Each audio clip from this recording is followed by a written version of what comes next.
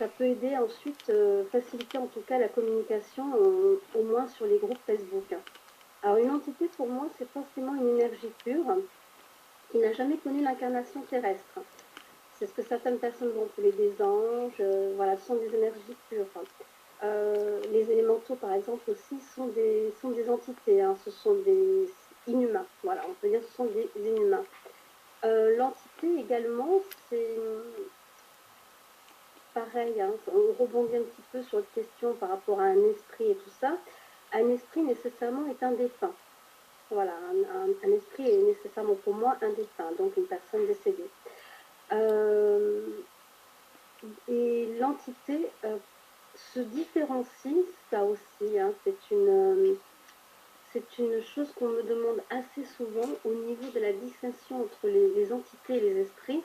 J'ai coutume de dire, par expérience, qu'une entité se reconnaît surtout par ses intentions et un défunt par ses émotions.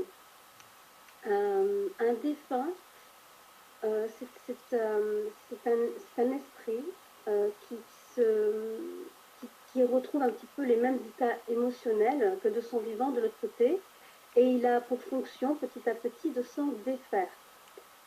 Donc forcément, quand on est en présence d'émotions, il y a fort à parier que l'on est en présence d'un défunt. Une entité, elle, agit uniquement au niveau des intentions.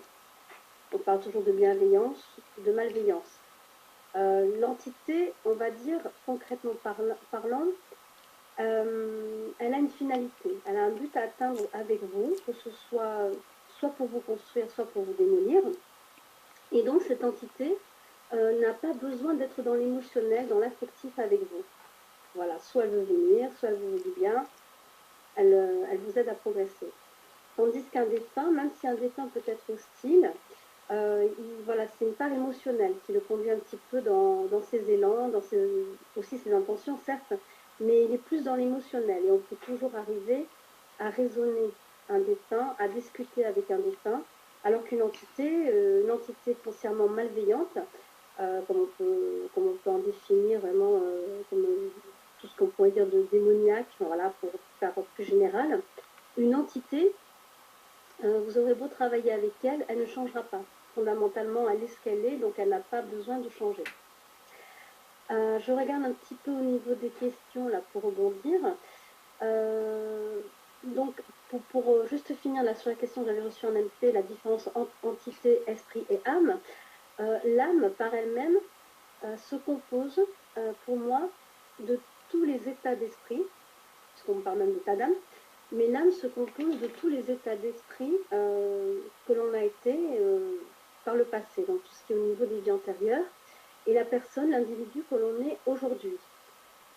Toutes les histoires passées, tous les vécus passés, donc, contribuent à construire l'âme, d'où la nécessité des incarnations et des réincarnations. Voilà, donc l'âme, c'est vraiment, on va dire, l'entité par excellence, puisque dans sa finalité, l'âme a pour but de ne plus être dans l'émotionnel, mais d'être, comment dire, épurée. Voilà, épurée. Donc elle n'a plus besoin d'être comme les défunts, pardon, excusez-moi, elle n'a plus d'être, voilà, comme les esprits, elle n'a plus besoin de connaître cet état humain, émotionnel. Elle s'épure. Alors je regarde maintenant au niveau des petites questions, je remonte un petit peu pour voir un petit peu ce qu'on me demande, quels sont les thèmes qui vous intéresseraient aujourd'hui. Voyons voir. Hop, alors, au niveau, une petite question de la part de Virginie, peut-on concilier la TCI et la médiumnité? Y a-t-il des risques?